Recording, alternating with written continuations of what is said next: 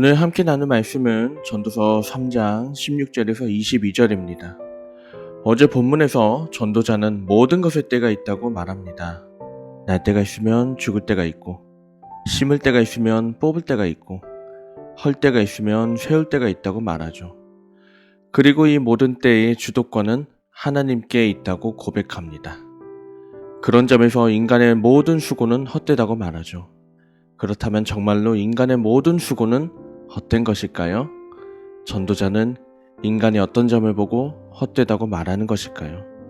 이것에 대한 답을 찾기 위해 이제 오늘의 본문을 봅니다. 또 내가 해 아래에서 보건대 재판하는 곳 거기에도 악이 있고 정의를 행하는 곳 거기에도 악이 있도다. 내가 내 마음속으로 이르기를 의인과 악인을 하나님이 심판하시리니 이는 모든 소망하는 일과 모든 행사의 때가 있음이라 하였으며 내가 내 마음속으로 이르기를 인생들의 일에 대하여 하나님이 그들을 시험하시리니 그들이 자기가 짐승과 다름없는 줄을 깨닫게 하려 하심이라 하였노라. 인생이 당하는 일을 짐승도 당하나니 그들이 당하는 일이 일반이라 다 동일한 호흡이 있어서 짐승이 죽음같이 사람도 죽으니 사람이 짐승보다 뛰어남이 없음은 모든 것이 헛됨이로다. 다 흙으로 말미암았으므로 다 흙으로 돌아가나니 다 한 곳으로 가거니와 인생들의 혼은 위로 올라가고 짐승의 혼은 아래 곧 땅으로 내려가는 줄을 누가 알랴.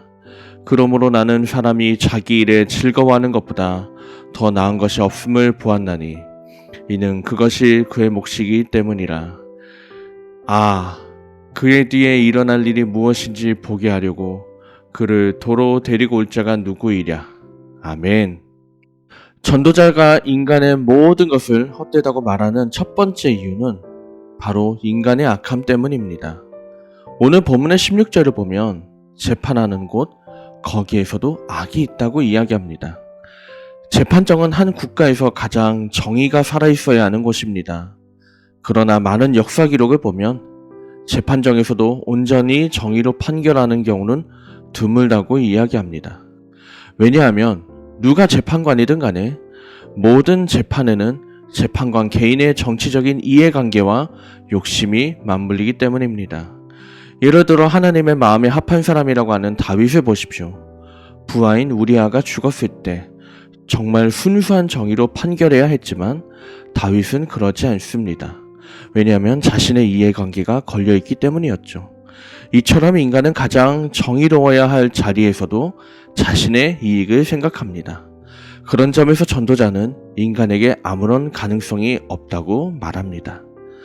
전도자가 인간의 모든 것을 헛되다고 말하는 두 번째 이유는 인간이나 짐승이나 그 마지막이 똑같기 때문입니다. 흔히 인간을 만물의 영장이라고 부릅니다. 하지만 알고 보면 우리 인간은 짐승과 많은 부분에서 닮아 있습니다. 단적인 예로 짐승이 호흡을 멈추면 죽는 것처럼 사람도 호흡을 멈추면 죽습니다. 또 짐승이 죽으면 뼈만 남고 썩는 것처럼 인간도 죽으면 뼈만 남고 썩게 되죠. 그래서 21절 세 번역을 보면 전도자는 이렇게 말합니다. 사람의 영은 위로 올라가고 짐승의 영은 아래 땅으로 내려간다. 하지만 누가 그것을 알겠는가? 모른다는 뜻이죠. 우리는 인간이라는 존재를 높게 보려고 하지만 냉정히 말해서 인간은 동물과 같은 운명을 가진 존재입니다. 그런 점에서 전도자는 인간에게서 아무런 가능성이 없다고 말하죠.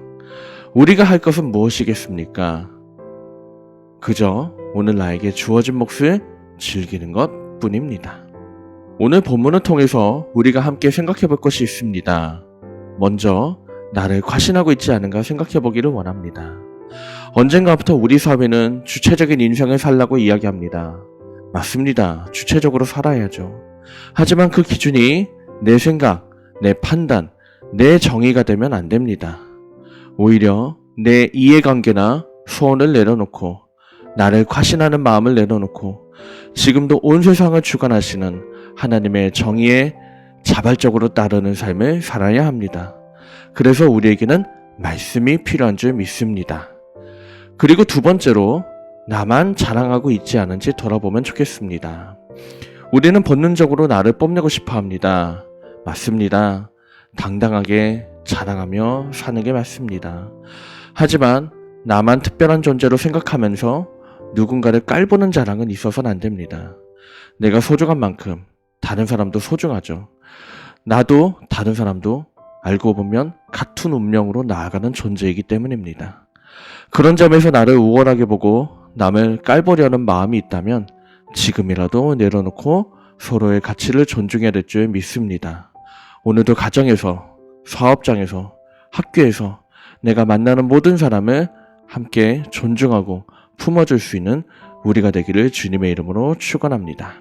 이 시간 함께 결단의 기도를 올려드리겠습니다. 온 세상을 주관하시는 아버지 하나님, 하나님 앞에서 저희는 아무것도 아님을 고백합니다.